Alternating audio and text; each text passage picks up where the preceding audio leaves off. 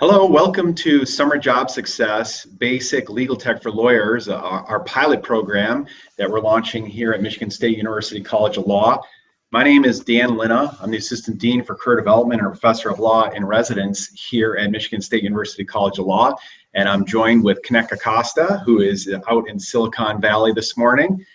We both wanted to just tell you just a little bit about our background and why we're doing this program just to get started. You'll see that we've got our Twitter handles up on the screen. Mine is Dan Linna, D-A-N-L-I-N-N-A, and Canek's is Canek Acosta, C-A-N-E-K-A-C-O-S-T-A. If you have any questions or comments as we proceed, we encourage you to tweet at us. We'll be watching our Twitter accounts. I just started as the Assistant Dean for Career Development here at Michigan State about 9 months ago. I've been teaching a litigation class here as part of the Reinvent Law curriculum. Litigation, data theory, process, and practice for the last couple of years. I'd also been teaching at Michigan, University of Michigan, a negotiation class there. I practiced for about 10 years. I clerked for a year in the Sixth Circuit, and I practiced at Honigman in Detroit before I began teaching, and now came over to Michigan State University College of Law. Before I went to law school, I'd worked in the information technology industry, building information systems and doing some programming and things like that. So I have a great interest in legal technology, particularly the basic kind of legal technology that we're going to talk about today that we frequently in the legal industry don't make great use of. And also the programming that Canek is really going to get into great detail on as we proceed through the program today, and when we have a follow-up program on May 30th, and we'll tell you a little bit more about that in a few minutes. Canek, would you like to take a minute to tell us about you? Absolutely. Some of you might actually already know me, but if you don't, my name is Canek Acosta. I currently work at Blakely, Sokoloff, Taylor, and Zafman, but more interestingly, I'm seconded at Apple. What's interesting about my secondment at Apple is how I got the job, and it was the answer to it was being able to say yes to the question, do you know Excel? Which seems like a pretty easy thing to say yes to, but when people ask that question, it actually comes with a lot of basics that most people don't actually know. Little things like writing formulas, doing pivot tables, how to make smart graphs, the kind of things that particularly in-house counsel is interested in. So a little bit about me. I am a recent MSU College of Law grad. I graduated last May. It was a fun ride, and I participated in, I think, the full breadth of the Reinvent Law curriculum, from legal analytics to the e-discovery course, and all of that came in handy in being able to answer, do you know Excel? Of course, I know a little bit more than Excel, and that's part of what I'm here to talk to you about today. I've been programming since I was in high school. In college, I got a double major in computer science and math, and I've been a tutor for computer science for 2 years of college, and I've been programming throughout law school. My upper level writing requirement was based on some programming that I did. So in short, I never really stopped.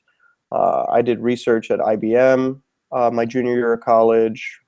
My first year of law school, I wrote a script that automatically converted case names to Blue Book format correctly so that I wouldn't have to do that. In addition to that, my writing requirement was fulfilled by quantitative research on patents being granted. And I was able to pull a bunch of patents and extract data, again, with Python. It's an extremely powerful language, and I'm really excited to share some of the basics of that with you, because I think it's an extremely simple programming language. Programming has come a long way from being a very complicated, very nuanced situation to being a rather easy to understand and approachable subject matter. I want you all to know that math was my weakest subject growing up, that I have no particular special talent in this regard. I just got started early and wasn't afraid. And I think that if you can get over your fears of computers or math or science or whatever it is that's keeping you from doing this until now, get over it, because it's going to be surprisingly straightforward. And I hope I get to show you that when I demonstrate my trade secret example, which will be coming up soon. Other than that, I think I'm ready to hand it back over to Dan for a legal tech audit video. Okay, thanks, Canek. And like I mentioned, we're doing this as part of a pilot program. So we're kind of experimenting using Google Hangouts on Air, and we've been practicing with this a little bit, but it's kind of a little bit experimental, something new. So excuse any glitches in our broadcast as we move forward. But you should be seeing a slide deck now. I'm sharing my desktop that says we're talking about why is this important for law students and lawyers. And as lawyers and in the legal industry, we're professional writers, and frequently when we put in dozens and even sometimes hundreds of hours worth of work, our work product is a Microsoft Word document or an Excel document or a PDF. And what we find in the legal industry frequently is that we're not frequently trained all that well on how to use these tools. And now, Casey Flaherty, he's a former in-house counsel at Kia Motors out in Orange County. He was in connection with Suffolk University, developed a legal tech audit. And we're going to show you some of that legal tech audit. We're going to show you an introduction video that'll does a very nice job of kind of laying out some of the things that if you know how to use Word well and Excel well and PDFs well, you can improve the quality of your work product, and you can create that work product much more efficiently. And from a client's point of view, that's really important because you eliminate waste, you turn out better quality work product, and you reduce the cost of that work product. From the perspective of our law students who are and junior lawyers who are logging in, it can really help you be more efficient as well. And frequently, partners, I know this because I was in a law firm. I practiced for 9 years as a partner at Honigman, and frequently, when I ask someone to do a writing project or to revise a long agreement, for example, it's really important that we get that done efficiently. And some of the time, the inefficiency in getting things done is just an inability to properly use technology, properly use Microsoft Word, for example. So if you're a summer associate this summer and you know how to use Word very well, and you can efficiently make changes in a document, if you can present a very professional looking document, that will give you a leg up. That will help you get better performance reviews. But we're going to show you this video on the Suffolk Flaherty Legal Tech Audit. Then Canek is going to walk through an example before we get into doing more training on the basic legal tech. And he's going to give a little bit of an advanced example on using Excel and doing some basic programming in Python, combining that with Excel to really do some powerful things. Then we're going to turn back to the basic legal tech skills and show you a few places where you can learn more about how to apply those skills. And we're going to really focus on Word, Excel, and PDF. Those are the things that the Suffolk Flaherty Legal Tech Audit focuses on, and we think those are the right places to start, absolutely. And then we want to challenge you to take the Suffolk Flaherty Legal Tech Audit. Ideally, you'd probably maybe do that after trying to provide a little bit of training for yourself on some of these skills, but then also going through that legal tech audit will help highlight, you'll have a much better idea where you have some weaknesses, where you want to improve. Now, one of the reasons why we're doing this, what we've been talking about at Michigan State quite a bit, is the T-shaped lawyer, right? And our colleague, Amani Smathers, who graduated 2 years ago in 2013, she's now at Seyfarth Shaw in Chicago. She wrote a great article about the T-shaped lawyer. And this really came from IBM about 20 years ago, where they recognized that their technologists really needed to have more than just deep technology expertise. They had and you would think of that as kind of like the vertical part of the T, right? That's the deep expertise you have in your primary discipline. But you have to add these other skills, the horizontal part of the T, to be effective in today's environment. And we see this in law in a variety of other disciplines: quantitative skills, project management skills, process improvement skills, and here now we're talking about in the middle of the T as depicted in this slide, business tools and technology skills. It's increasingly important. And again, we've got our Twitter handles up in the right-hand corner of our slides here, Dan, Linna, Canek, Acosta, and then use the hashtag LegalTech, please, if you want to send out any tweets about what we're talking about.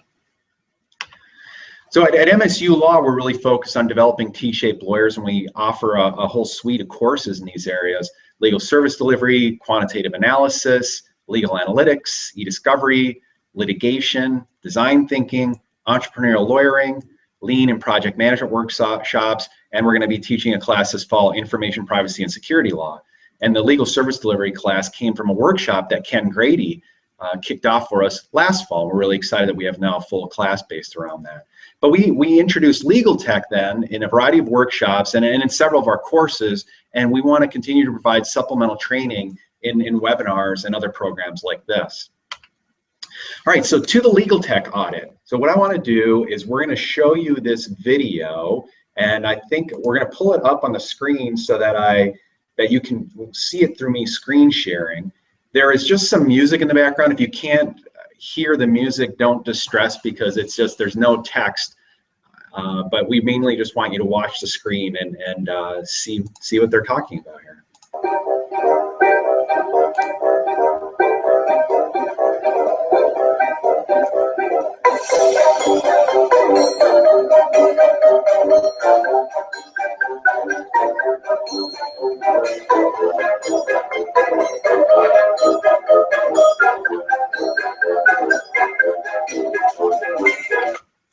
All right, and I wanted to pause the video right here, and for all of our junior associates and summer associates, this is a survey that was conducted by the National Conference of Bar Examiners, and recent law graduates ranked the following skills here as the 15 most important of 30 skills and abilities that were surveyed. So written communication, number one, no surprise there. Paying attention to details, right? Incredibly important if you want to succeed as a summer associate this summer, or succeed in any legal environment. We're not just talking about large law firms, we're talking about legal aid organizations, government organizations. These are all important skills. Listening, oral communication, professionalism, and then using office technologies. For example, email and word processing. That's the 6th most important skill as ranked by these recent law graduates. And then underneath that, you'll see critical reading and comprehension, synthesizing facts and law, and legal reasoning. So there's little doubt that using office technologies, it's very important to our success in delivering legal services.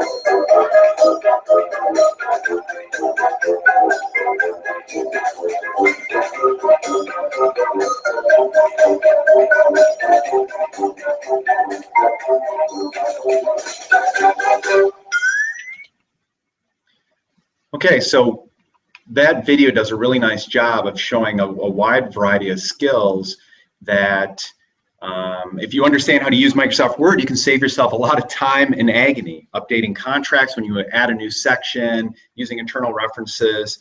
And I want to show you here this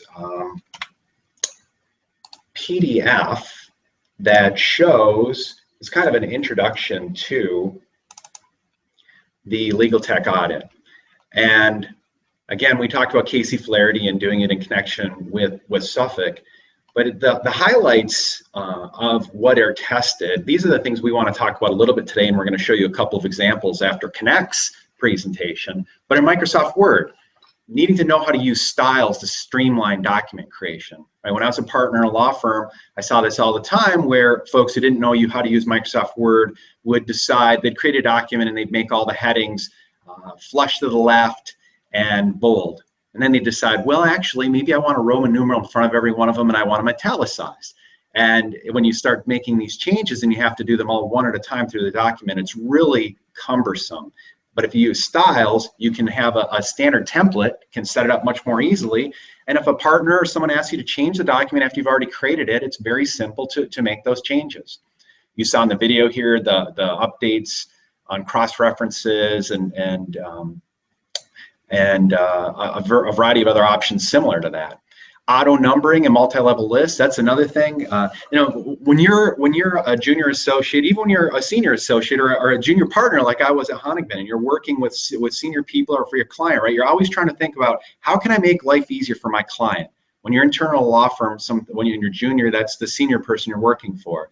And how can you set up the document that it'll be easy for the client or the partner or the senior attorney you're working for in the prosecutor's office to edit it?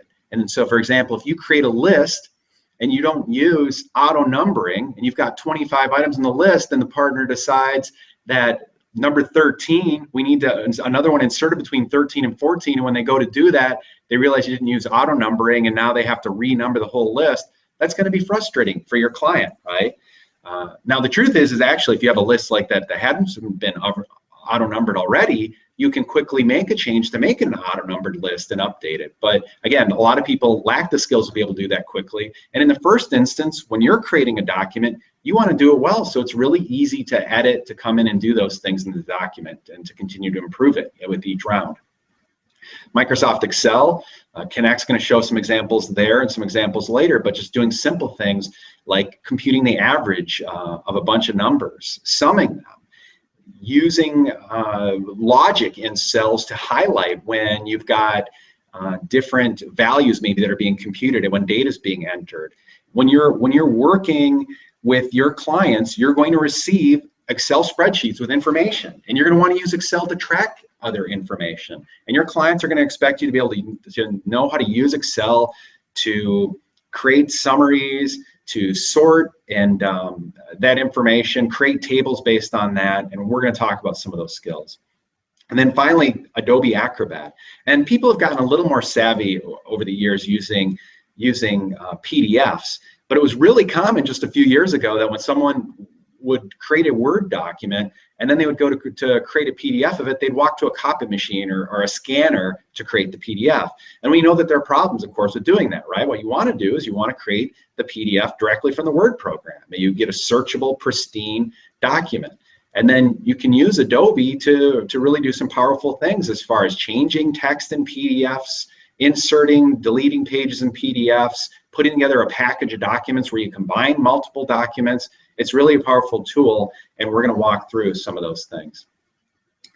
We're going to share this slide deck too. I wanted to make sure you knew that, but one other PDF I want to show you right now is if you look at the Legal Tech Audit, there's a list of all the different skills that are taught here. And again, the idea isn't that you would go and look at and learn how to do every one of these things, because we're going to highlight a few that we think are most important, the ones we were just talking about.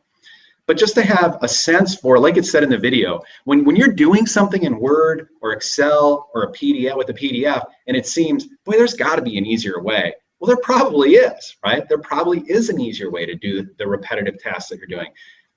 But we have a whole list of skills here in the Legal Tech Audit that are highlighted and tested. And these are the kind of things that it's worthwhile to look through a list like this and just to to help trigger when you're doing work about, well, maybe there is an easier way to do this. Maybe there's a function in Excel to add those numbers or to tell me the maximum value in a set of information.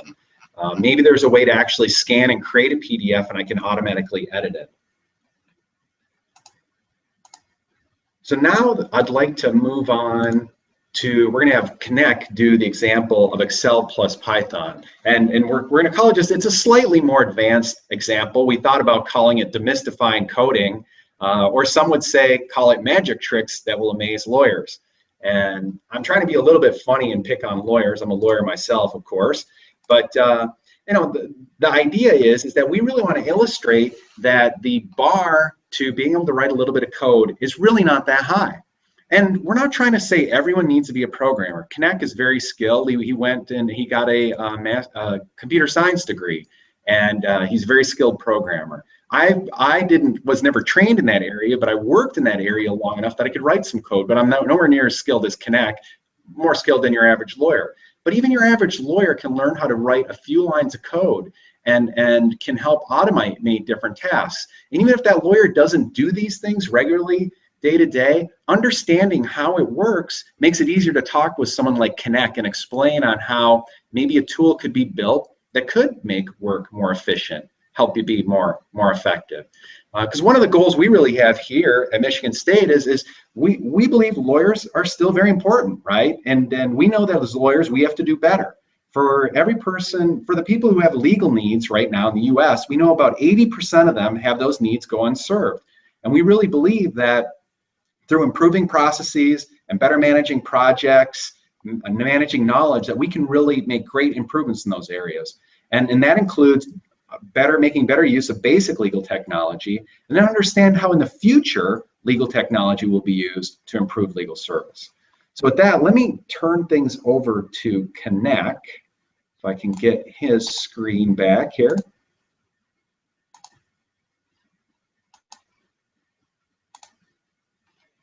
Okay, Canek, please take it away.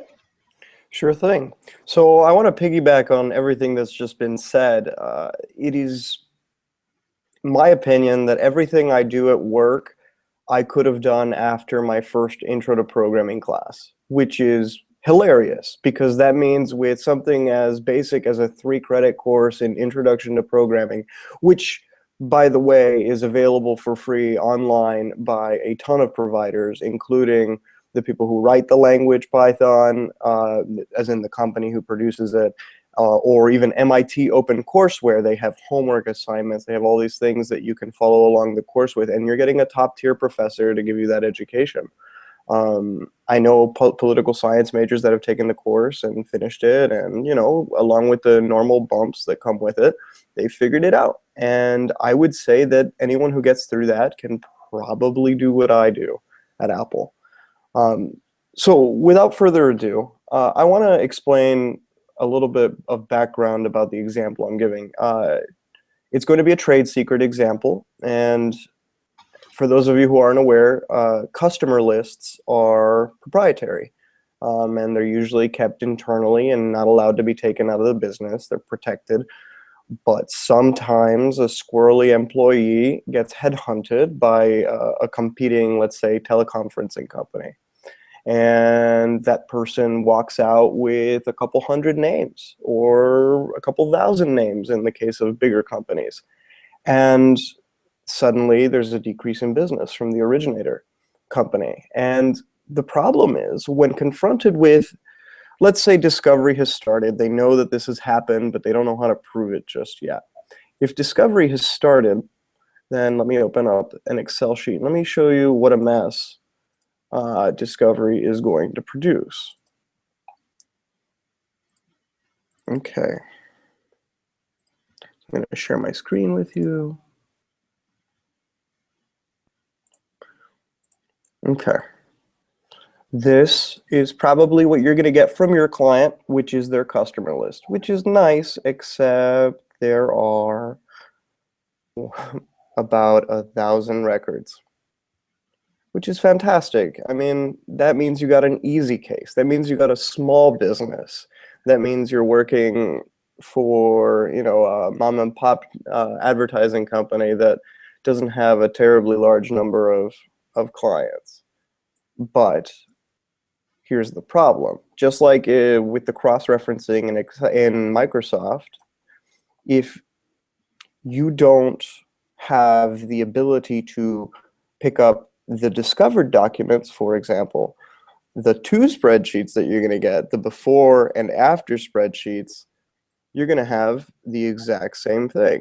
You're going to have several thousand or even, yeah, again, this is a small case. We're talking about a mom and pop advertising firm that has 1,181. Now you might say, oh, that's pretty straightforward. Why don't we just alphabetize both lists and just count how many are different? Well, it's not that simple, because this discovered list is just what they had before the employee left the former company and moved to this company. There's another list with another 1,000 entries that have a few more, but you don't know if they got them from somewhere else. You can't prove that they came from this individual unless you go through, count them all, and match one by one what came from the other company that they didn't have before the employee joined. Now, that in a case like this with 1,000 people or 1,000 names in a list, it's conceivable that they would get some summer associates on the task and hammer it out in 10 hours. That's fantastic. That's great. 10 hours is no time, except it's 10 hours times, let's say, a modestly billed associate. $150 an hour becomes monumental. I'm here to show you that you can do this in 30 minutes of code. So I'm going to go through it relatively quickly, but I'm going to explain everything as I do it. And then I'm going to point you to some references that can help get you started. All I'm trying to do is demonstrate that what we're trying to do here can be done in about 20 lines of code, and not even complicated code. So the first thing you need to do, let me just share my entire desktop here. And forgive me for my enormous mess, because it is enormous. But that's because my screen is normally on a bigger monitor, and when I unplugged it, now it's all scrunched into one little horribly minuscule situation. But this is the code I wrote, and I'm going to type it up from scratch. This is just my little reference sheet so that I can remind myself what I'm doing.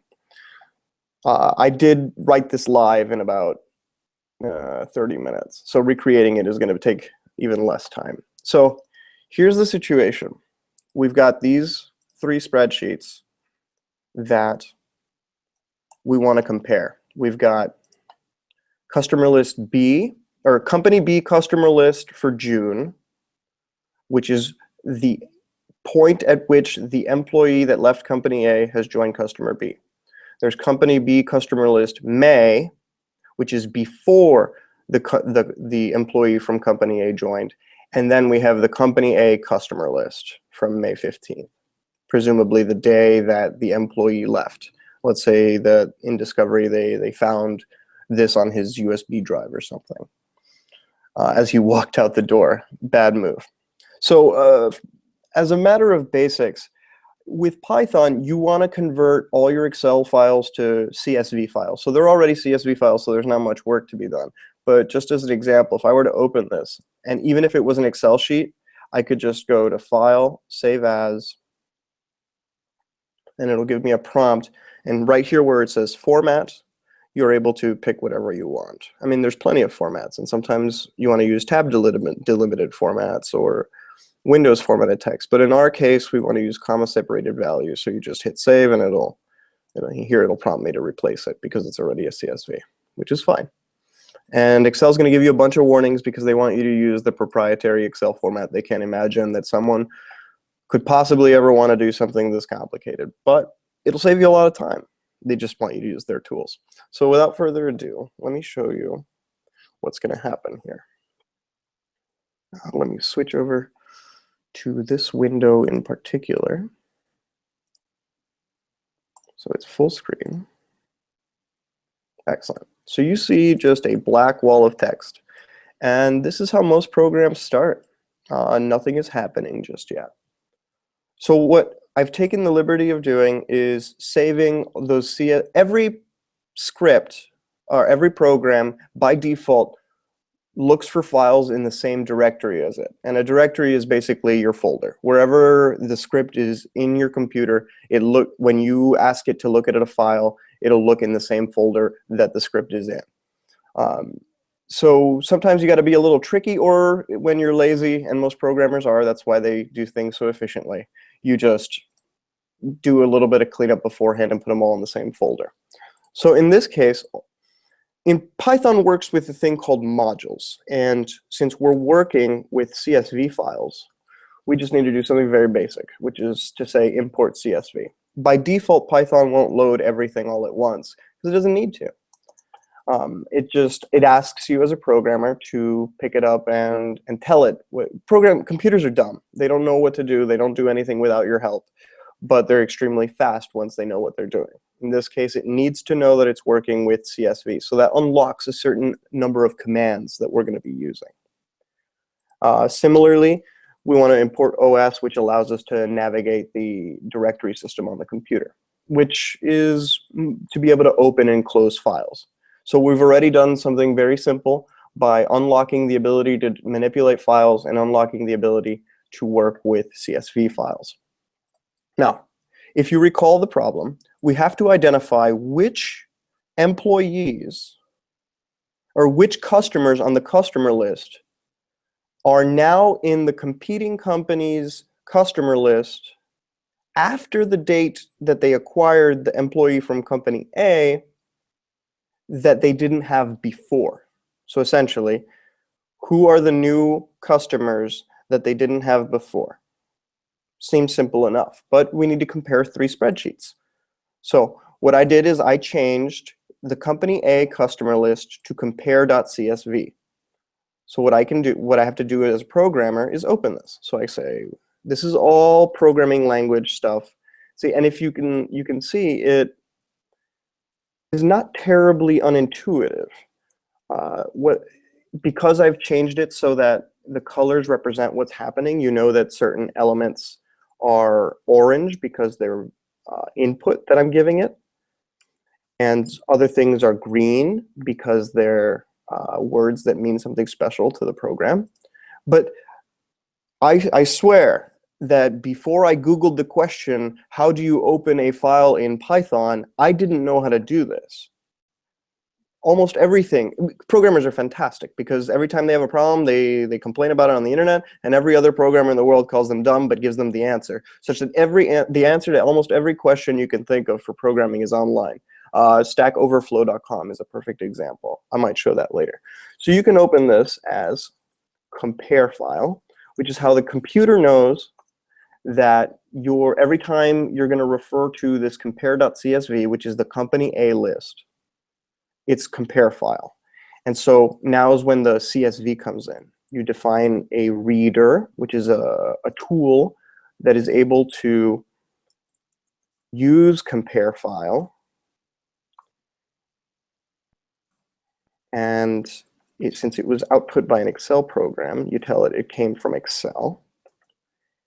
Now the computer has loaded that company A spreadsheet, which, if you recall, was just a series of rows with first name, last name, email, and telephone number. But that's not particularly relevant at the moment. Although it might become relevant later if you have people with the same name but different phone numbers. You might want to exclude them from the results of your search. It might be a different person. So next, you want to create an output file. So the same way that you create a reader, you want to create a writer. So I'm going to create a new file. So this file doesn't even need to exist. And the way I communicate to it what I'm doing is that I put the WT here. Again, I didn't know how to do this before I Googled the question, how do you open a new file to write to in Python? And all the answers are there, which is pretty amazing. So now that I've opened this, I'm going to create a new writer, which is what we'll be able to use the CSV function up there to create an output file for this. So csv.writer, write file, and again, you want it to come out in the Excel dialect.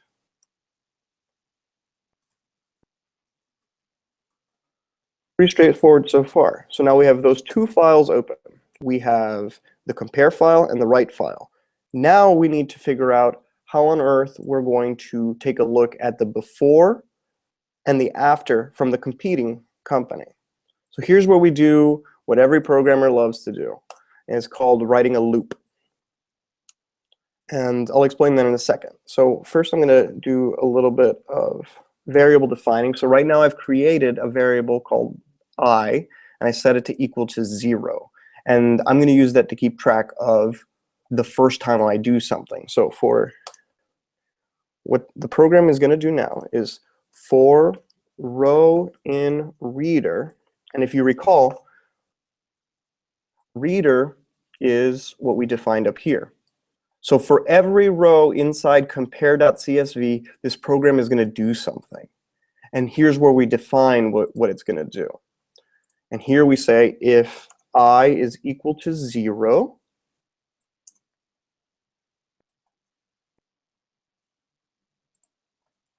you say I equal to 1 because you don't want this to happen more than once. And the reason why I'm doing this now is because I don't want it to read the headers, the column titles, as anything particular. I just want it to spit it back as is. So I'm just going to have it writer.writeRow row plus status. Now, let me explain what I just did. What I've just done is that I is equal to 0.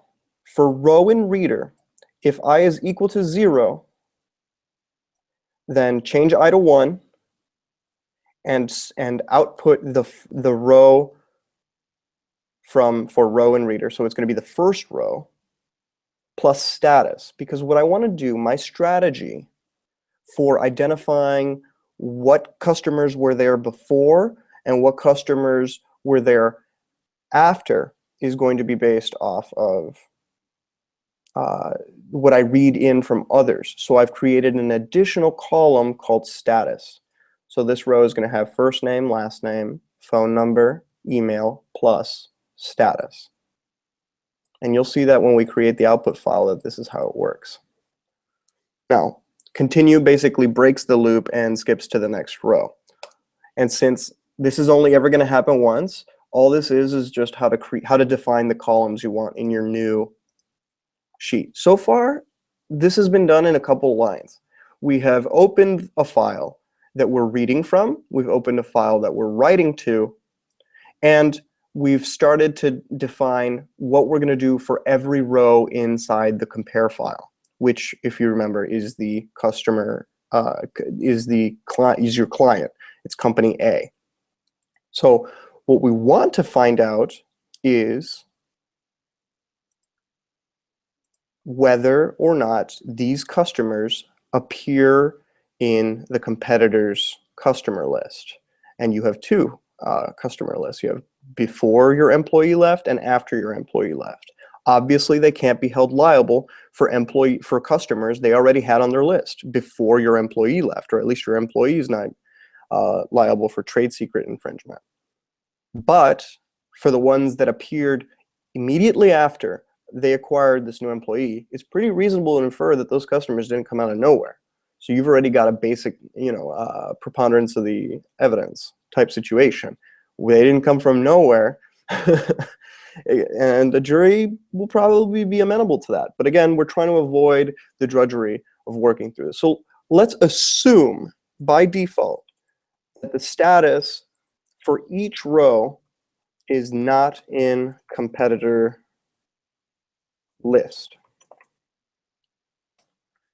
such that by default every row, unless it's found in another document, will have the status not in competitor list.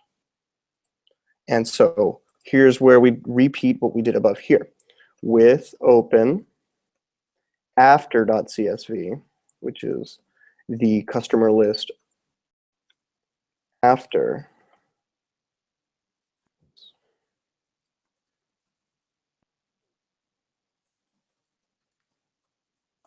your employee left, and we create a new reader. This one we're going to call reader 1, so it's not going to have the same name. If it were to have the same name as reader for the compare file, it would give a problem.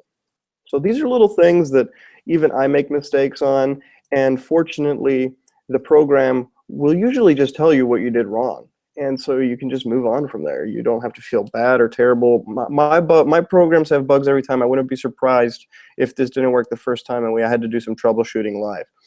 But again, it's usually pretty obvious what's going on. So what do we want to do with this after file? The same thing that we're doing with our compare file. For row 1 in reader 1,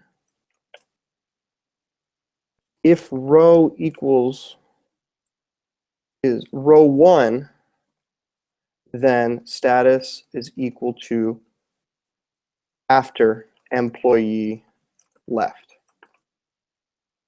So essentially, what this programming is doing is for every row in reader, that is the compare file, your client's customer list, if there is a row in the after file, your competitor's list, after he acquired your employee, if there's a match between two rows, that is the first name, the last name, the email, and the phone number are the same, you say status after employee left. You know that they have a client that you have that appears in their customer list after they acquired your employee. However, that's not the end of the story, because you also need to make sure you're not counting cases that they had before the employee left. So what we're going to do is we're going to overwrite any instances. So we're basically going to do this all over again. That's before file. We can use reader 1 again because we're basically done with the other situation, because we don't need that reader anymore. It's okay to overwrite the file. So CSV reader before file dialect equals Excel, which is something that's not necessarily mandatory, this dialect equals Excel thing, but it's often helpful if you don't want to run into problems when you're reading them in Excel. You want it to produce the same output. So we're going to do the same thing again. For row 1 in reader 1, if row is equal to row 1, status equals before employee left.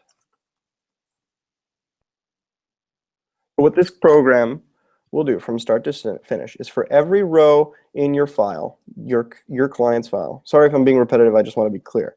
For every row in reader, the compare file, it will go through the after file, and if it finds a match, it will label it after employee left, and then it'll double check to make sure that it wasn't in the before list, in which case if there's a match in any of the rows, it'll change the status to before employee left, such that once you have determined the status of a particular customer, you can now do writer.writeRow plus status. This is virtually identical to what happened for the first row, which is where we defined the column names. So we took all the exact data and added this status column, and now for every row after that, because it's no longer the first row, it'll do this check for the after CSV, the before CSV, and then output a particular status. Now, we'll see if this works, but if it does, it should produce an output.csv file into the same folder that this is in. So I'm going to save it, and I'm going to call it customer list flagger, because that's essentially what I'm doing. I'm creating a flag next to each case, defining its status. It's either going, we'll see when I run it, so you'll have a better idea.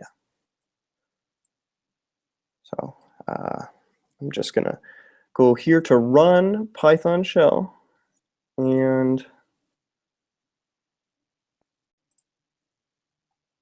might take a little bit to execute.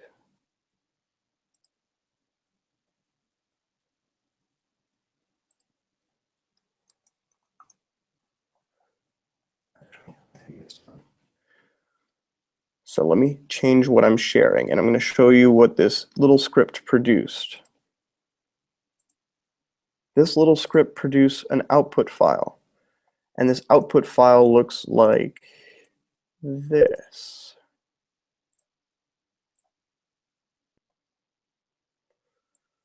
And as you can see, let me see if I can zoom in a little bit. Before, we had first name, last name, email, phone from our customer list. This is basically our customer list with an additional column, an additional piece of information. Is it in the competitors list or not? And if so, was it after your employee left or before your employee left? And when I get into my example later for pivot tables in Excel, I'll be able to show you how that works exactly. So that's, let me switch over back to my code. I want to show you how many lines exactly that was to take a task that would otherwise take a very long time. 1, 2, 3, 4, 5, 6, 7, 8, 9, 10, 11, 12, 13, 14, 15, 16, 17, 18, 19, 20, 21, 22, 23, 24. 24 lines of code. Now, conceivably, this is something you could have done in Excel. You could have ordered them in alphabetical order and cross-checked one between the other, making sure that the name, the last name, the email, and the phone number are the same. And conceivably, with 1,000 customers, that's possible. Conceivably, you can do that in a couple hours. But as I just did in a couple minutes, really, I've demonstrated that you can write a little script that will produce this. And we'll make the script freely available as well as the slides so that everyone can take a look, as well as the before files, the after files, so everyone can see what's going on.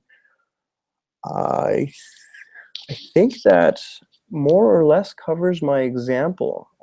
There's a part 2, which I'm going to cover in the Excel section. But again, if you have any questions, feel free to tweet at me. I believe after this, we're going to take a small break. So I'll hand it over to Dan if he wants to orchestrate that.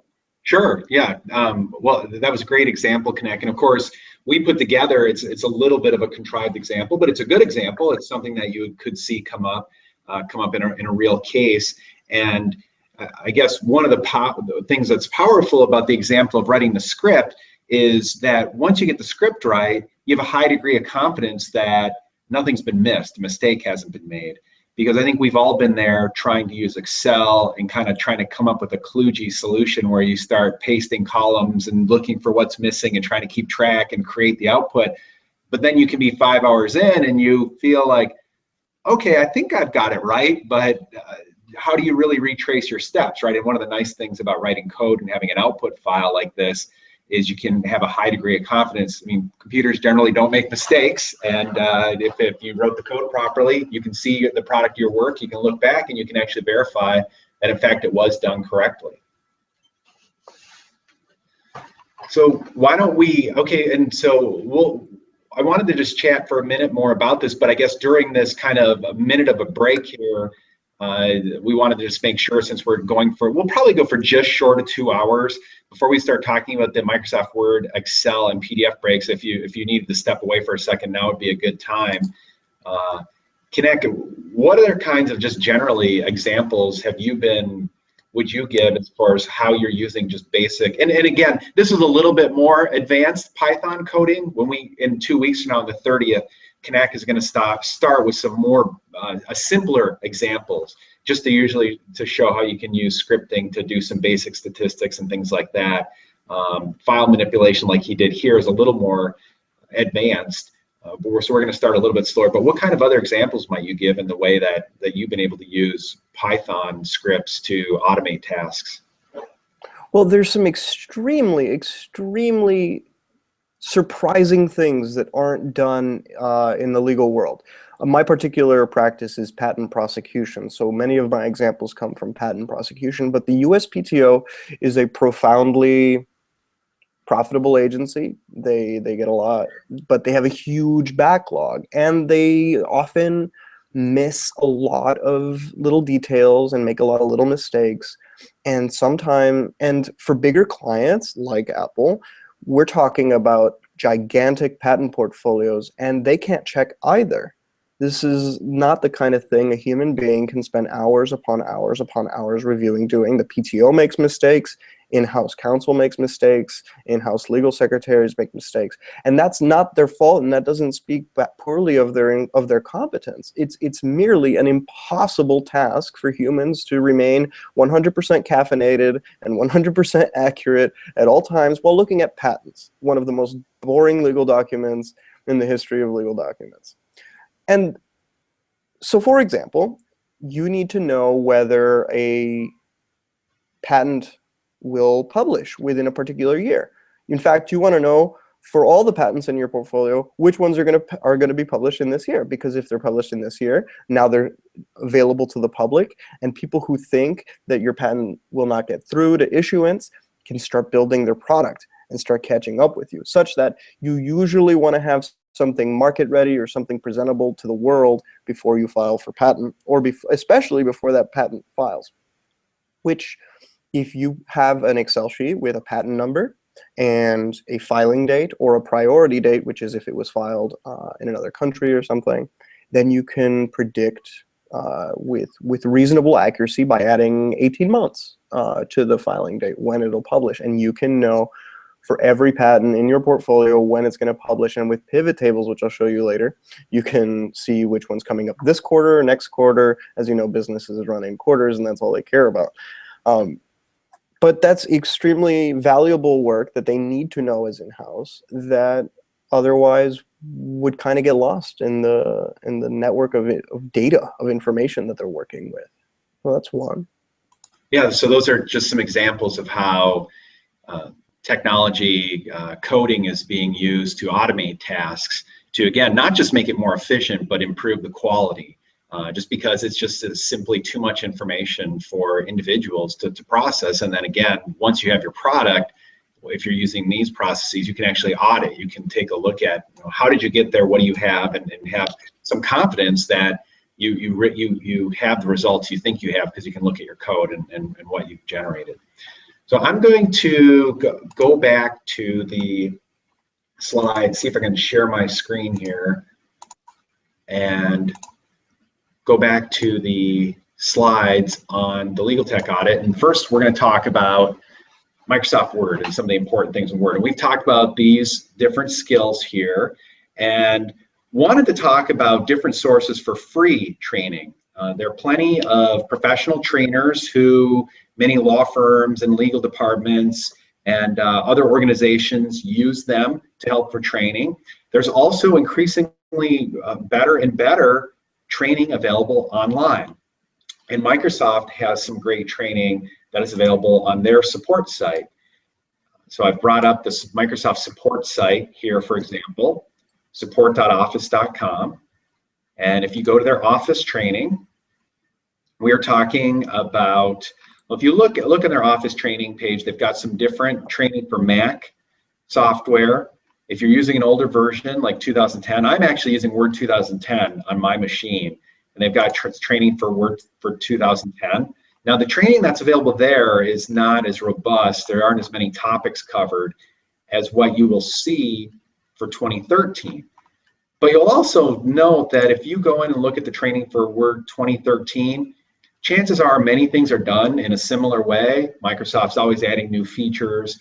But if you were to watch the Word 2013 video, but you're using Word 2010, usually the training is sufficient that you'll understand how to use the feature in Word 2010.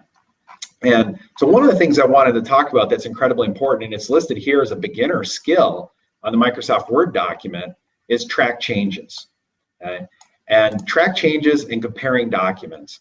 And just to show you real quick, but how this works on the Microsoft site, they have it set up really nicely. There's a nice outline, shows you how long the videos are for each component of watching the training. So if you want to skip a certain part and just kind of leap to what's directly addresses what you're looking for. Let's say you're the original writer of a document, right, and you're reviewing changes suggested by others. You can do that. So again, I put the link up there. We'll share some of these links with you. I can share the slides too afterwards. I'm not going to, so this is a site that you could go to, again, the Microsoft Office support, and there's some really good training here. There are training courses you can pay for. There's different places you can go. There are all kinds of videos on YouTube. Sometimes you don't know the quality of them. There's some really good stuff out there. There's some stuff that's not high quality. This is a good place to start to learn some different things. The videos that I was just talking about on track changes is very solid.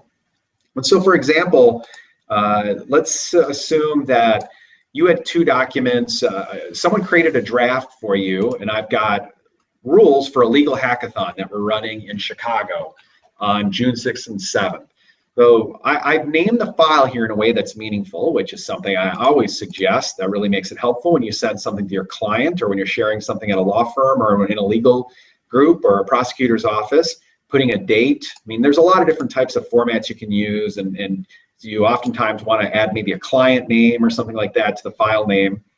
But so here I've got two documents. One that's dated May 7th, Legal Hackathon Rule, and then the other one that's dated May 14th, Legal Hackathon Rules. Let's assume that I asked you, the viewer, to we looked over, this is the initial draft of the rules on the 7th of May, and we talked about a bunch of different changes, and then you emailed me on the 14th and you just gave me the new document. You didn't give me a black line or a red line. You didn't explain to me what you changed. I don't know what you changed. So I could email you back and say, hey, what did you change? What's going on here? Or if I know how to use Microsoft Word and I know how to use the review function there, I can go under the review tab and go to compare, and I can compare two versions of the documents. So I have to just tell it what's the original document. So I choose the May 7th document as the original, and I tell it what's the revised document. Here's the May 14th document. I've saved these both, let's assume, onto my desktop from an email. Click OK, and there it is. And I've got the comparison of the two documents. And I can see now that since in the new version compared to the old, this reference to accelerate.im was deleted and a new reference was added to challenge post. I can see language that was deleted, and I can see places where there were additions in the document. So that's a really powerful tool to be able to do that. Now, what's even better is, so this empowered me to figure out what changed in two versions of the document. What would have been even better is if after I had spoken to the person who created the 5.7 document, if they had another way to do this, I should say, I mean, it would have been great if the person could have created that red line, saved it as a document, and sent it to me. And that's a great way to be able to share a red line. Another option would have been to go into this document and, again, go to the review tab and turn on track changes. And quite simply, what you do when you turn on track changes then is now when I make changes, let's say that we discussed putting in the header a reference to the website, right? And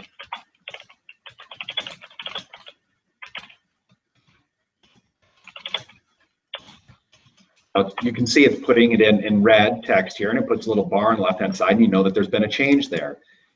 Let's go further down into the document and assume that we wanted to change it to 2 o'clock. I delete a character there, it shows the deletion. I put a new character there, it shows the insertion.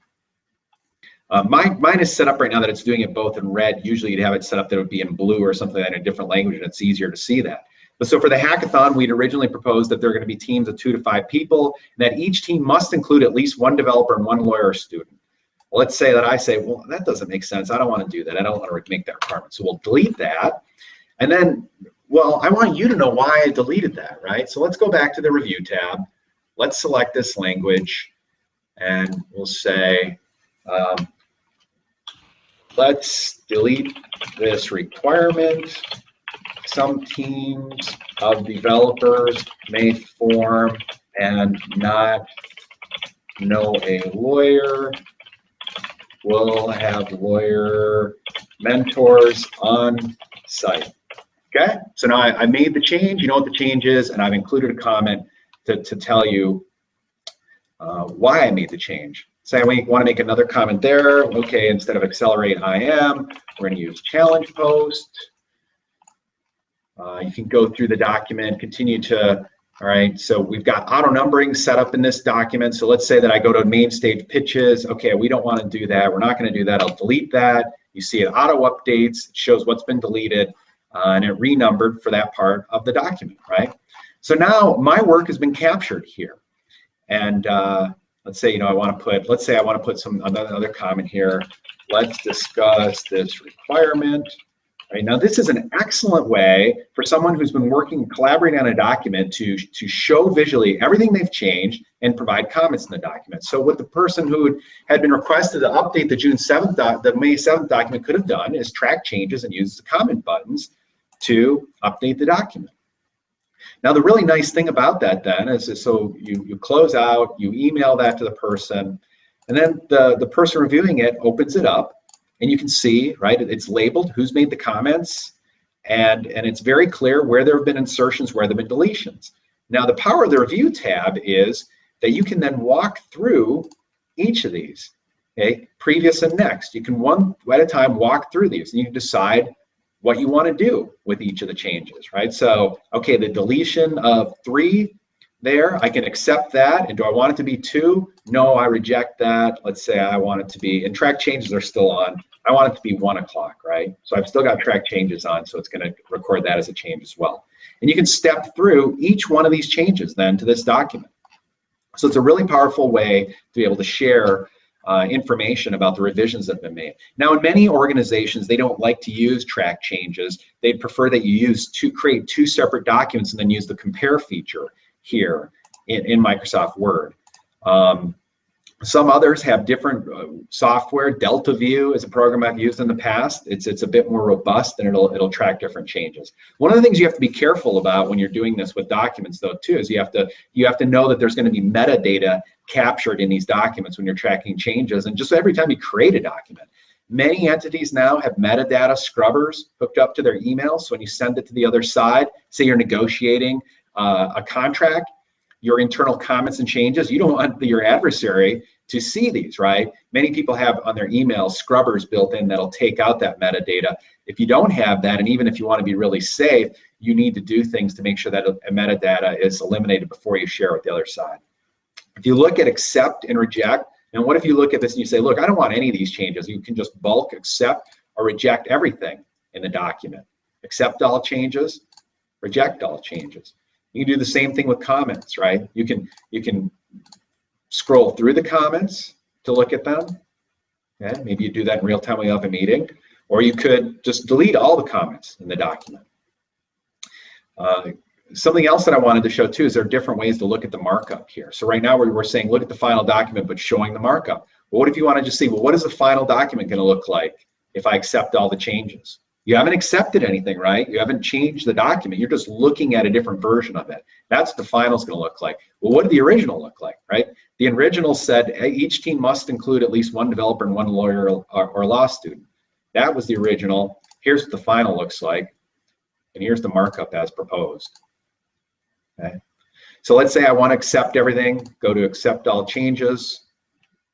I can, oops, I didn't mean to say new comment, undo that. And then delete all comments, right? Now there's my document. I've reviewed it. I use track changes and comments to be able to show the person I'm working with everything that was changed and give them the opportunity to go through easily and make those changes, right? The last thing you want to do is go through a document, and you'll see people do this, right? Put NPD, note the draft. I deleted the requirement, you know, that we have at least, right? That no one wants to see that. You open up a document. First of all, what if you miss that? Right? You don't see it in there. Oh, okay. Well, I'll highlight it in yellow, and then maybe you'll see it, right? But now you've really made it a difficult task for the next person who's received the document. They have to walk through and delete all these things, or maybe it just says note the draft. Maybe we should delete this language. You have to figure out how to delete it. Make sure you get the spacing right. When you're working with a partner or working with your client, they don't want to see documents like that. They want to see a markup like this, right? Whether it's track changes or whatever format you discussed it being in, so that they can easily get to what the final document is going to be. All right, so that's just one of the things we wanted to show you about in Microsoft Word. It's something that sometimes if you're a first-year law student, I know in our legal research and writing group here, we do a lot of training in how to use Microsoft Word. But some of these things that just kind of you don't pick up in your first year of law school, and now it's the summertime and you're getting ready to go work at a legal employer, and knowing how to use this tool well can be really helpful. It can help you provide better service to actual clients and then internal clients at a law firm. And it can help you be more efficient and effective when you're creating documents. You're expected, remember that list, right? You're expected to pay attention to detail, to turn out excellent work product with 0 errors, right? No typos, no grammatical errors. Knowing actually how to use this tool and being efficient at using this tool allows you to spend time making sure that you're turning out high quality work product and not having to mess around with manipulating documents in inefficient ways.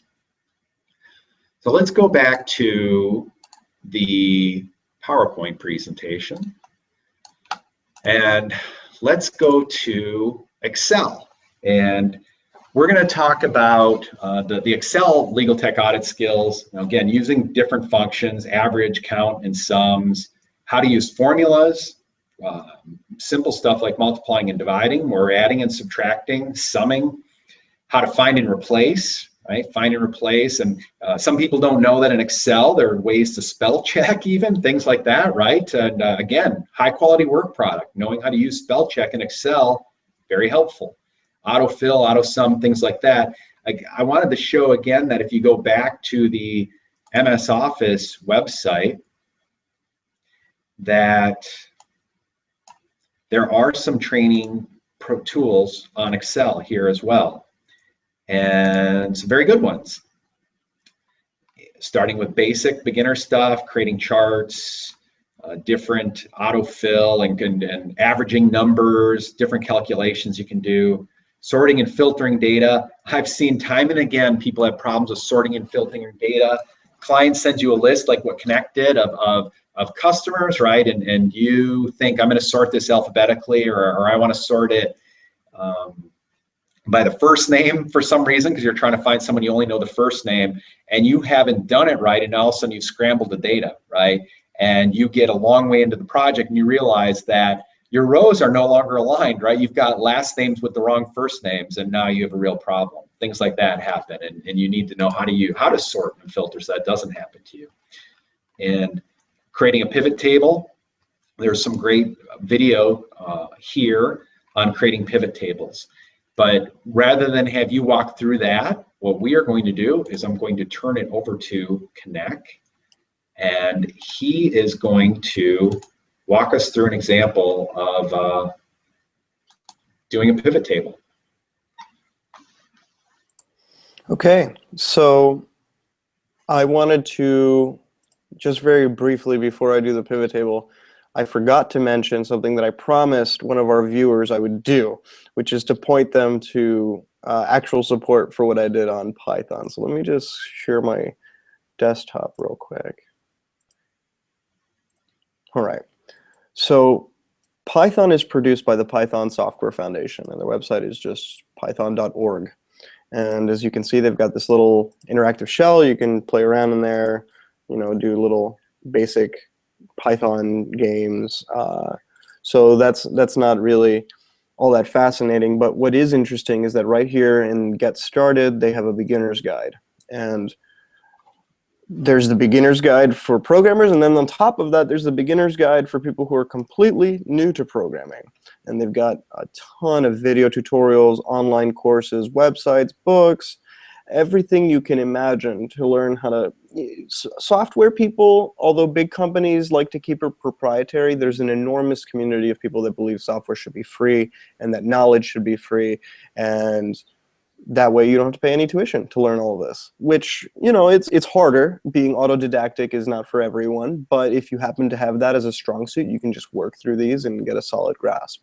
I also wanted to mention that This is the website I had mentioned earlier, stackoverflow.com, and it's where people like me, when they don't know how to figure something out, they just Google the question, and usually if you find a link that goes to Stack Overflow, they've got people answering the question, and then there's upvotes, there's like a top voted answer, and they give you all the different commands, or you can look through the documentation on the website. But I just wanted to briefly mention those. Now back to Excel. All right, so here we have this output.csv file that we produced earlier. And that helps us a little bit in that now we know for all the thousands of employees who's not in, who was in before, and who was in after. But just looking at it like this is really difficult. And some people might want to just, sort the whole thing so that all the before ones are in one place, all the after ones are in another place. But there's still yet another better way. If you select all the data and go to the ribbon up here where it says data and do a pivot table, it's going to open a new window, and it's going to have this pivot table builder tool right here in the middle. We can make this as big as we want so that it's easy for the viewers to see. And what you do with this, and you can see the pivot table here on the left kind of as a preview. You have a report filter, which we're not concerned with, column labels, row labels, and values. So as you can see right now, the column labels right now are the first names. And what it has is every single first name and the frequency of each corresponding to the status, which is the row labels, which is interesting because it's somewhat useful data, but not what we're looking for. What we are looking for is in each column, we want to know, or in fact, that's it. By removing the columns, we know the total list here, and we can just zoom in a little bit further. You know that of the 1,000 things in your customers in your client's customer list, 652 are not in your competitors list, such that, oh, whoops, I didn't mean to do that. I think I have to generate another pivot table. Lesson learned, don't double click on a pivot table. Something bad will happen. And now it's filtering. Look at that. It got real mad at me. And now it's being strange. Let me generate the pivot table once more. Sometimes that happens. Fortunately, it's not difficult if you know what you're doing. So again, you just select all, data, pivot table, and then toss out column labels so that all the labels are there. So let's zoom in again. 652 are not in the competitors list. 180 were in your customers list before your employee left. That's more than showed up in their customer list after the employee list. So here's where you start to have to think about settling. Because if they had 180 of the same customers on the customer list before the employee left, for them to get 168 soon thereafter is slightly more difficult to show that that was entirely because one employee took the list with them. I mean, if you have proof that the employee took the list with them, and that's a slam dunk case. But sometimes things get lost, or crafty defendants figure out a way to exclude it or prevent it from being discovered. It is, after all, confidential information, though there are exceptions for trade secrets, at least for the court to review in camera. Oh, and here's even worse. If the court has to review this stuff in camera, behind closed doors, they don't know how to do this, then judicial resources are being spent. And judicial clerks don't get paid enough to waste too much time. So that's worth knowing how to do too. Even if you're not at a law firm, if you're in an agency, even more so, being able to reduce data to something more digestible like this is incredibly important. Now, there's obviously way more complicated things you can do with pivot tables. If I were to go back to the information, I could generate a pivot table that had slightly more interesting data. We could do phone numbers as well, if we're interested in that for some reason. We could find how many errands have the same area code. Here, let me go back to the example. What you can do is, instead of raw numbers, you can change what the values are, and you can actually put the, let's see.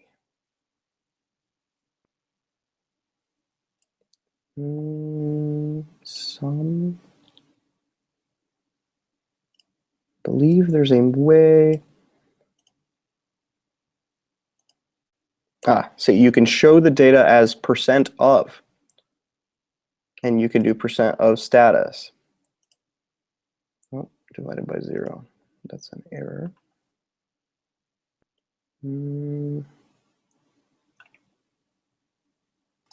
Well, this data Canek is probably, you showed a good example of a great way you can summarize the information in a pivot table. It did it for you, right? And the more data that you have that has subcategories, like the examples I've seen frequently are, you might have national information about, if you're a law school, for example, you want to look at employment numbers and jobs your students are getting in all different bar jurisdictions around the country. And if you have a large data set, you could very quickly create a pivot table that would show by state, by geographic region, if you divided up West, Midwest, Southeast, things like that.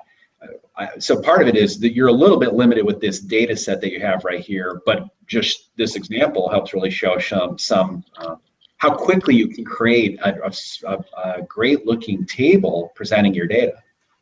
Indeed. And if you take a look now, I actually have was able to change it to percentages. Just in case that's a more presentable manner, there's a lot of ways to change how you present the data. Percent of total, percent of column, running total. All of these are useful in different circumstances, and I highly encourage all of you to try and identify. That's part of lawyering, right? If you're going to present your case, you have to identify the simplest, most comprehensible manner to present this information to either a judge or a jury. Because at the end of the day, most of them don't want to be there for all that long. I mean, they're interested in getting the result right, especially judges, and being accurate, being presentable, and having data that makes sense rather than the hot mess that we created is hugely important, especially if you're at trial. I mean, even if you're not at trial, if you can present the data in a way that a client looks at it and says, oh, geez, we got to settle, that's equally important. So yeah, that's pivot tables at a glance. Of course, you should take a look at that Microsoft tutorial. And if you have any other further questions, I work with pivot tables all the time, so I can answer those too. Okay, I like that example too about talking about how to present information Canek, because that's something that we talk about now more and more as far as is design thinking, right? And a lot of times we're talking about the service delivery process itself, but then there are also a lot of folks who are looking at just how do we design documents, how do we present information? And all too frequently as lawyers, we just present information as walls of words, right? And the ability to create a chart in Excel, it's really powerful to present information that way. And there are many more ways that I think the creative people, innovative people are thinking about how to present information in contracts and in terms of service that you see on a website, right? How do we make sure folks are informed and know what their rights are, know how their information is going to be handled? And this is an example of what you were talking about as an example of that. How do we, again, we're professional writers, we're in the profession of creating documents, and we're in the profession of persuading people. So how can we use information, how can we present it in better ways to be more effective at that? We're going to transition then now to the PDF portion of the program. And when you look at the legal tech audit, they talk about again, there's a whole laundry list of all the different types of skills, but we wanted to focus, the ones that they focus on in the higher level, the way I've seen it described, is how to use advanced searching, bookmarks, and encrypting. And we're seeing folks do more and more with that in the briefs that they submit to different courts, putting in bookmarks, making it very easy for, I mean, this is, I remember early on in my legal practice, I spent a lot of time working on a brief at one point in time. And some of the folks I was working with, it ended up getting filed, that it was run through a copy machine and the PDF was made and filed. And so not only was it distressing because there was my beautiful document that I spent a lot of time and the client spent a lot of money paying for, now was kind of, cocked just a little bit because it had been run through the copy machine and with different specs on it from scanning, but it was no longer searchable. And it was on the docket, and the judge was going to look at my document now, and if the judge saw a case and wanted to say, wow, that's an interesting case, I wonder if the lawyer cited it anywhere else here, and wanted to search the document, it wouldn't have been easy to search it because it was no longer searchable the way we created the PDF. And it was just a much more difficult document to work with, right? So creating a PDF actually from the Word document, you can put bookmarks, you can set up your table of contents and table of authorities in a way that you can actually click on the table of authorities and go to different parts of the brief. And find where that authority, where the argument is made with that authority. It's really powerful to be able to do this in a document. And sure, you might be in an organization where you have someone to help you put together documents like that. But especially if you're a law student or a junior attorney, understanding how that works and understanding how to set up the document properly so someone can help you do that down the road is really important. And for many of you, you will do this yourself, right? Even in large firms, you'll set up the document and make it and set it up that way. And in fact, it's pretty efficient for you to be able to do that if you know what you're doing, if you take the time to learn these skills. We're going to really focus on creating PDFs and inserting pages, deleting pages. That's pretty much the basic stuff. You can edit text, remove links, do all kinds of things now in a document once you bring it in. And it's the programs are more and more powerful now too if you just have a piece of paper. In the past, it was really difficult to edit, but some of the PDF software now is really powerful that if you have a piece of paper and you get a high quality scan of it, you can recreate that document and do a lot of high power editing with the document. Some free training, some good free training on PDFs is available on the Adobe website. And just some introductory stuff. There's a good feature here on the Adobe Help website on introducing you to some of the basics with Adobe. And it's I recommend taking a look at this. Again, there's other training information available out there. There are different places. There's some great trainers, right? I'm not by any means suggesting that law firms should rely on and other organizations just rely on folks to do self-help with all these things, because there's some really great legal tech training programs that some folks have put together and work with law firms. Many organizations, of course, have internally, they do training on these things, and that'll be really helpful. And then even once you go through training like that, these will be great resources, just like what Canek was talking about with programming. When you're doing something in Word, Excel, or Acrobat, or another PDF program, and you think, well, there's got to be a way to do that, right? 9 times out of 10, there is a way to do something, right? You can figure out, and if there's not a way that Microsoft or Adobe has thought of it, you can figure out sometimes a way to get to where you need to do by kind of combining different options sometimes as well. So I'm going to show, looking at some PDFs, right? First of all, we're going to look at, and this is a document that was this was a sample on the internet. So I'm not at all signing off on whether this is a good or bad asset purchase agreement. It's a very basic example that was available on the internet. And I just wanted to grab it just to show an example of how to create a PDF straight from a Word document. You can create a PDF also by going into Adobe first and then selecting a Word document. Most lawyers, I think, would tend to create the PDF right from the Word document. That's what you're doing, right? You're editing the document. You get it to a point where you think, okay, my 7-page document is final now, and I want to present it. I want to present a nice, pristine execution copy so we can get everyone to sign off on it. And so maybe you go here and you say, oh, well, Exhibit A, that's a bit wonky. I don't want Exhibit A right there, right with the signature page. So let me insert a page break there, right? Here's another thing, right? When you're editing a document, understanding how to use these tools and put in a page break. What sometimes people do is they'll put in 4 or 5 carriage returns. And then if you add a couple lines above that, right, everything on the next page is going to be moved down. But if you use a hard page break, the formatting stays intact, right? So again, understanding how to use these tools so you can create a professional document is really helpful. So we put in a couple page breaks. And now if I wanted to, let's say I also want a cover sheet in here where it's gonna, a separator page with the different exhibit tabs. I could insert a page and I could put it here, but we're just gonna assume that I'm gonna do that later on after I create the PDF, right? And so it's really just as simple as, once I've got my document, if you have Adobe, there are other programs, right? There's Nuance. There are other ways to create PDFs. Adobe's a powerful tool, and quite a lot of people do use it. But you just simply go to Print, go to Adobe PDF, and click Print, and it's going to ask you, all right, what to call it.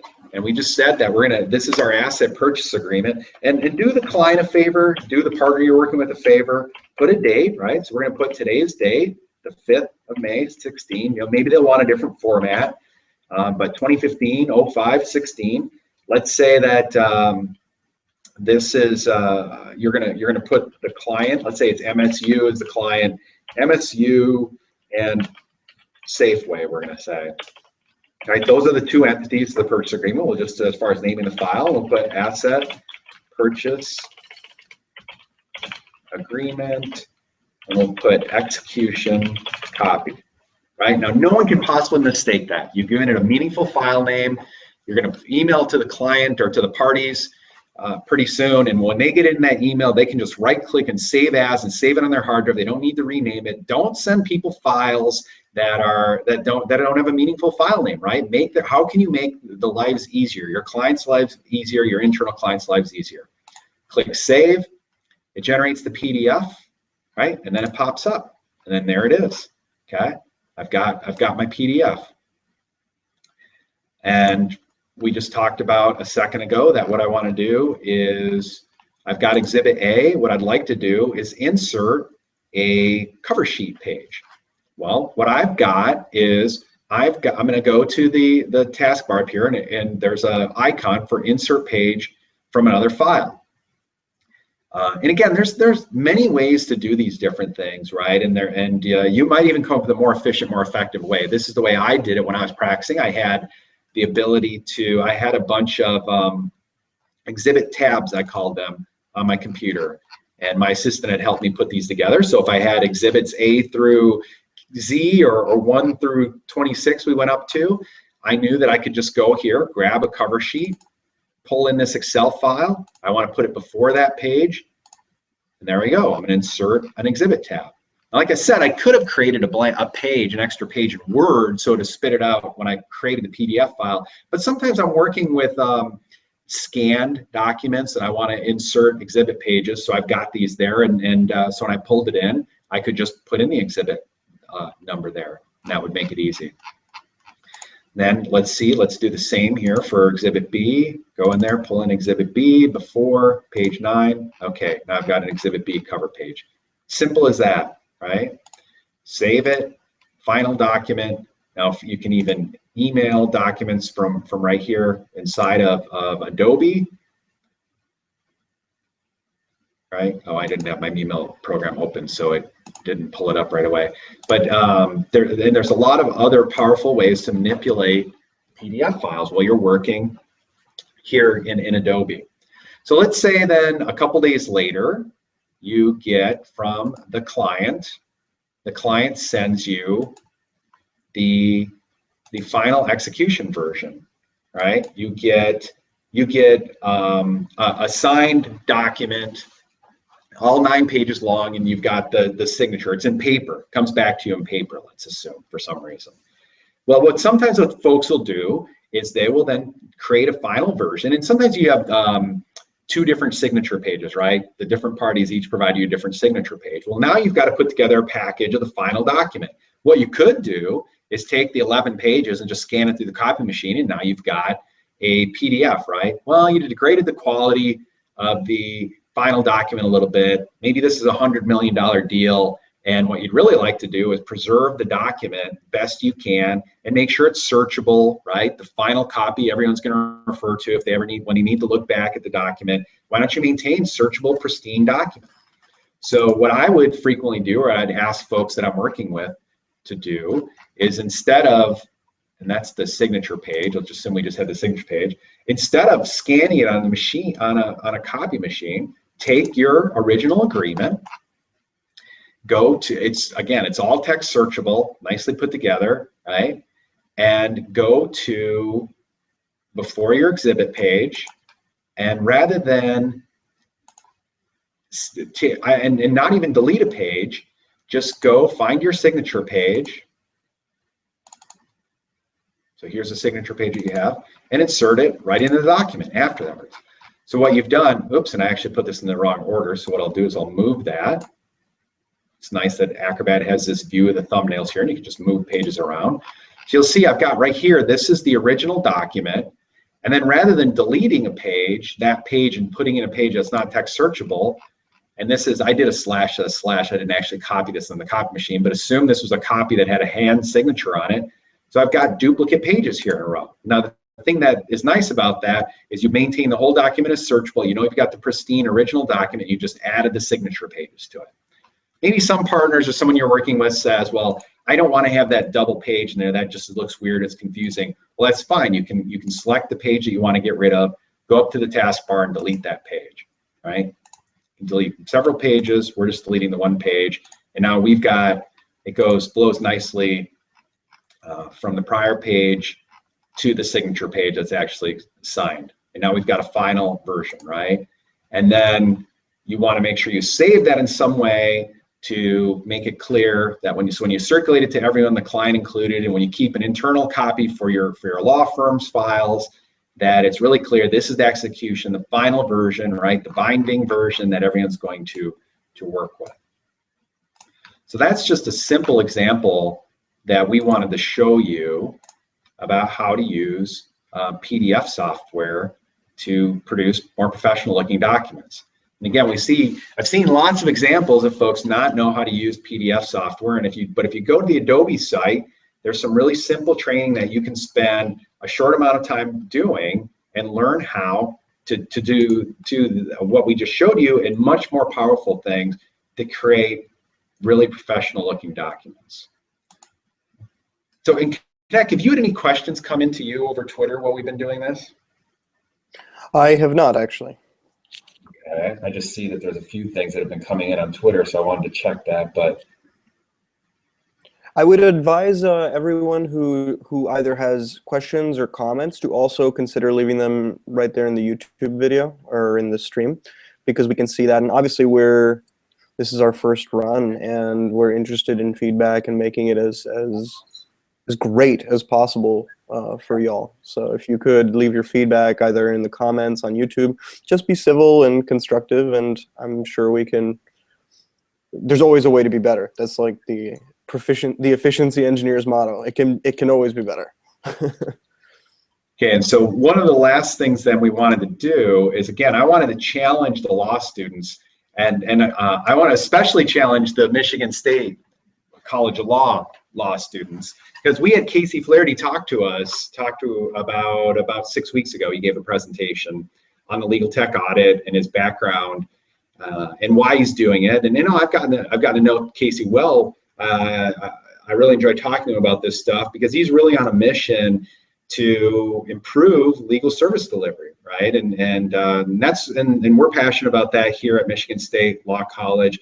We really want to help our students improve their skills in these areas so they can better serve the employers they work with, right? But they can better serve their clients. We talked about, again, the shortage of, there's so many folks who have legal needs who are not served, and we really believe by improving processes, better managing projects, improving legal service delivery, and including making better use of technology, data analytics, that we can improve legal services. And I would challenge all the Michigan State Law College students, what I'd like to see you do, and others out there, is actually go to the Legal Tech Audit site and register, right? There's no charge for law students to take the test.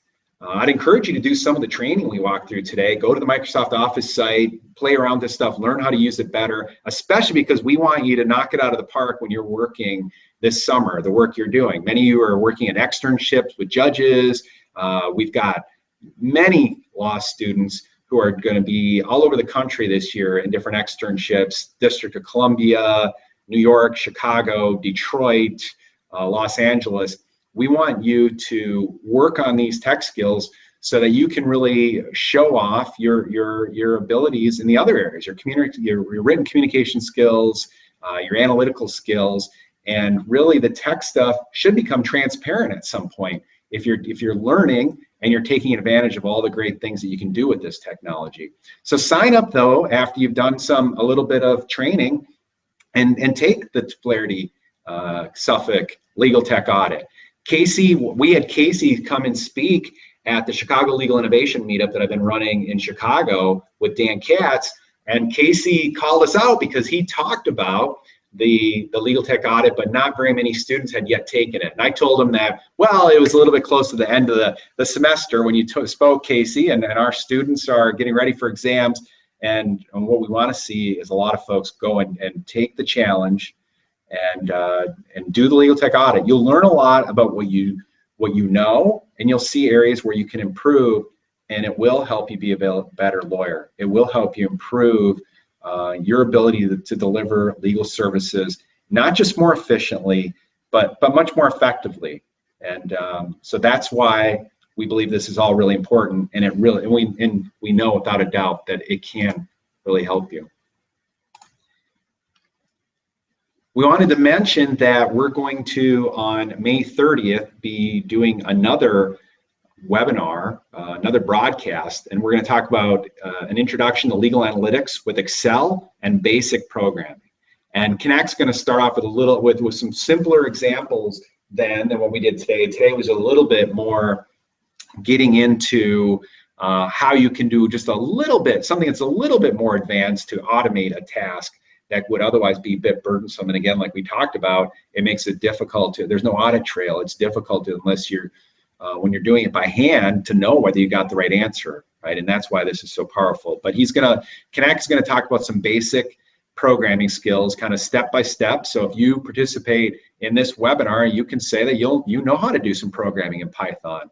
And learning the logic, right? You'll walk away from this knowing how to be able to write pseudocode or have an idea what that works. So then you can work with a skilled programmer like Canek much better because you'll have an idea of what's actually possible and the kind of things you can do. And you'll be able to explain it to someone like Canek, and Canek can help you build it. But we're also going to spend a fair amount of time showing how you can really do some advanced analytics in Excel. And frankly, too many lawyers don't know how to do basic things in Excel, like sort and compute averages and things like that. And we're doing more and more to train our law students to understand how to do basic descriptive statistics and even to do fancy stuff like regression analyses in Microsoft Excel. Right? We're also training them to do stuff in R and Stata and other tools that you can use. But it's really pretty amazing what you can do in Microsoft Excel. And it really is a skill that employers and clients expect you to know how to manipulate some information in Excel. If you're a litigator, for example, I had cases where I have large spreadsheets of information, and I would need to present that to the court in an effective way to be able to argue about why my client was entitled to getting a temporary restraining order and then a preliminary injunction. And like Canek was talking about earlier, if you don't know how to manipulate that information or sort that information and present it effectively and create some compelling exhibits and be able to present it to the judge well, you're at a disadvantage, especially in fast-moving litigation like trying to get a TRO or a preliminary injunction. So we want you to be able to see how you can better use these tools. So Canek, anything that you'd like to add about that, about what we're going to do next week? Well, what I do want to add is that if you get through our presentation next week and you like what you see and you do get a decent grasp of the pseudocode aspect, my roommate and I will be assisting a team at the Legal Hackathon on June 6th and 7th in Chicago, such that if anyone's brave enough to get out there and hear those challenges and have some good ideas, you're going to have myself and another programmer, my roommate. He works at LinkedIn, particularly SlideShare, and I code all the time, so you're going to have one hell of a team to support you. I would highly encourage attending if you're going to compete in the hackathon, and if you do attend, maybe you'll get on our team and we can win some prizes. So that's great, Canek. Yeah, I'll just mention again, there's some legal hack groups, legal innovation and technology groups that have sprung up all around the country. I've attended events in Los Angeles, and we're helping run groups in Detroit and Chicago. There's a lot of interesting stuff going on in those places. There's also groups in New York, the District of Columbia, Portland, Seattle, Kansas City just started getting a group together. There's a group in Atlanta. There's a group in Bogota, Colombia, India, Kuala Lumpur just came up with a group. There's a group in Sweden, Paris, Spain. I mean, this is really a movement where folks are really looking at how can we improve the delivery of legal services, and there's a lot of interesting things happening. The hackathon on June 6th and 7th. Let me put up some information about that. It's at lexhacks.com. We're actually still working on getting more information up about what's going on, but we have quite a few sponsors already. The full schedule is up now. We are working on identifying more of our sponsors. There's going to be sponsor challenges.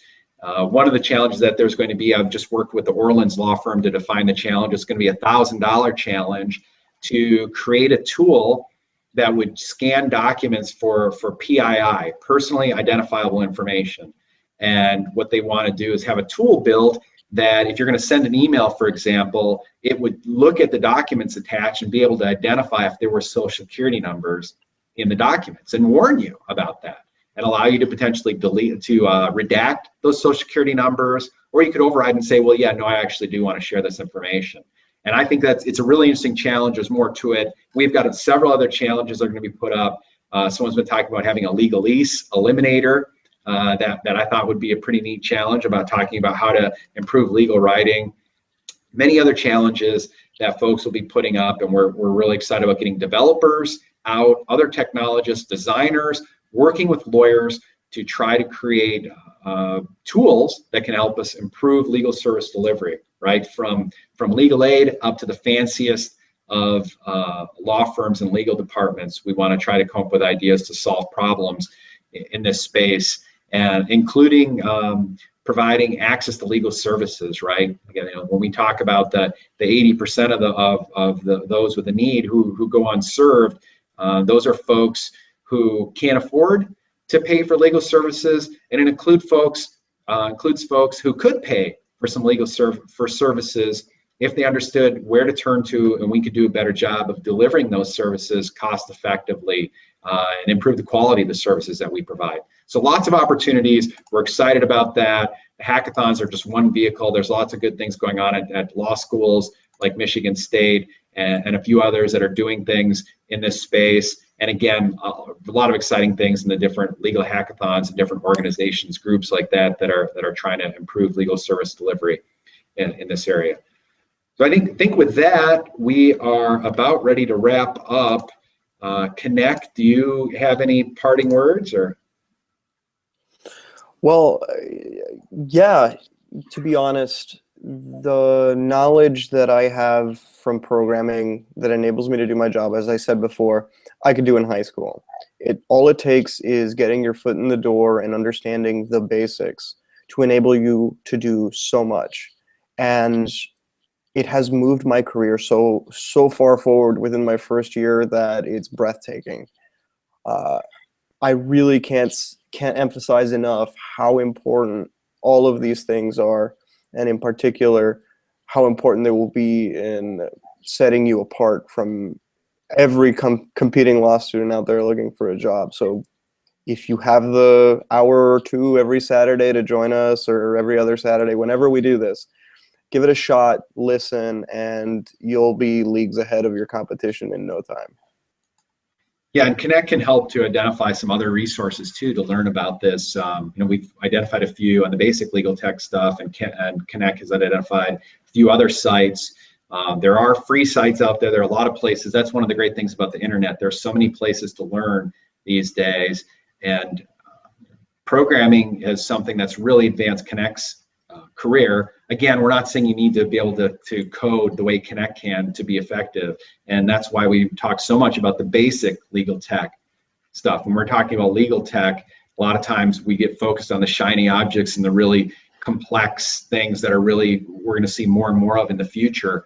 But right now, there's a lot you can do to differentiate yourself and improve the delivery of legal services just by leveraging Microsoft Word, Microsoft Excel, and knowing how to use PDF software, and then learning a little bit about programming and the logic behind it so that you can see opportunities where, okay, I may not get to the point where I can code the way Canek can or some other experienced developers, but I understand the potential and I can see an opportunity where I can partner with a developer, a designer, another technologist, a data analyst, and I can work with that person. I can speak the language well enough that we can work together and improve legal service delivery.